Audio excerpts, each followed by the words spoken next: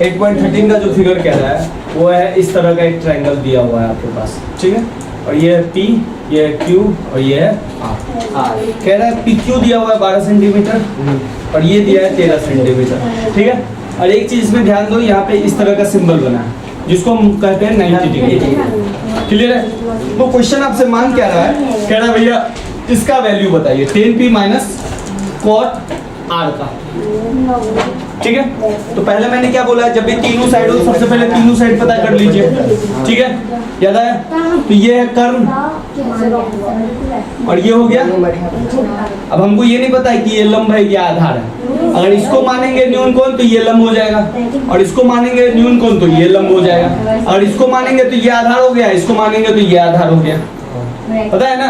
इस चीज को ध्यान रखिएगा। तो कुछ भी हमको नहीं मतलब, लेकिन हमको क्यू आर निकालना है। तो जब हमने आपको बताया था कि बेटा ये कर्ण है, ये तो फिक्स है नहीं, ये कर्ण है, तो कर्ण का जो स्क्वायर होता है वो इन दोनों के स्क्वायर के जोड़ के बराबर होता है। इन दोनों का स्क्वायर का ये इसका क्या है, क्यू आर के जोड़ के बराबर होता है, यही होता है।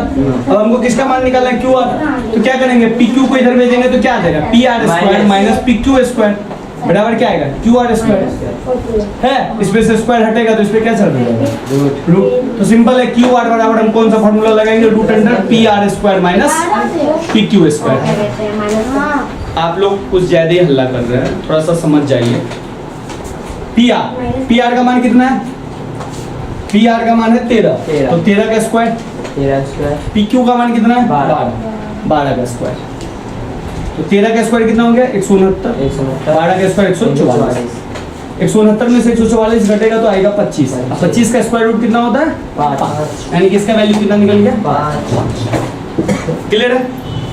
यहाँ तक समझने में दिक्कत? अब आइए क्वेश्चन पे। अच्छा, आपको ना डायरेक्ट ये फॉर्मूला लगाना है, हमेशा ध्यान रखिएगा इसको कि कर्ण का जो स्क्वायर होता है इसको पाइथागोरस थ्योरम बोलते हैं। पाइथागोरस थ्योरम में आप पढ़िएगा आगे कि कर्ण का स्क्वायर जो होता है इन दोनों के स्क्वायर के जोड़ के बराबर होता है।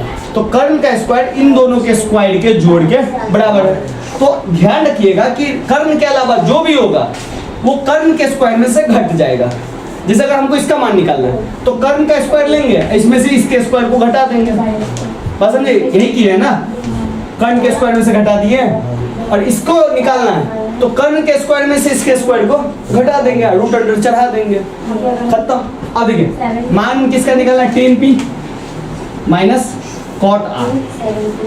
10 का फॉर्मूला क्या होता है, p बाई b, ये लिखा रहता है ना, यानी कि लंब बट्टा आधार। अब कॉट का मैंने क्या फॉर्मूला लिखा था, b बाई p, याद है ना, 10 का उल्टा कॉट होता है, तो इसका मैंने लिखा था आधार बट्टा लंब।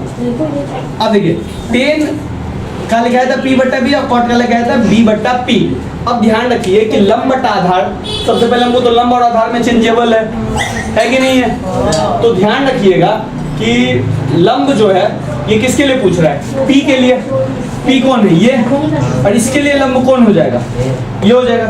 तो हम 10p के जगह पे qr लिख सकते हैं, और आधार की जगह जब ये लंब होगा तो सॉलिड है, ये आधार हो जाएगा।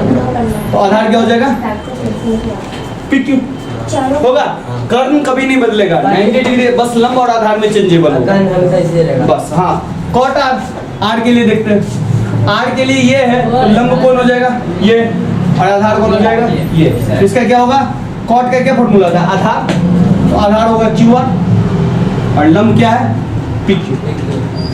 मान डालो, qr का मान कितना डालोगे, qr का मान है 5, pq का मान है 12 माइनस 5/12। ये तो 5 माइनस 12 5/12, ये तो कट ही गया, तो आंसर कितना है, क्लियर है, बता दीजिए।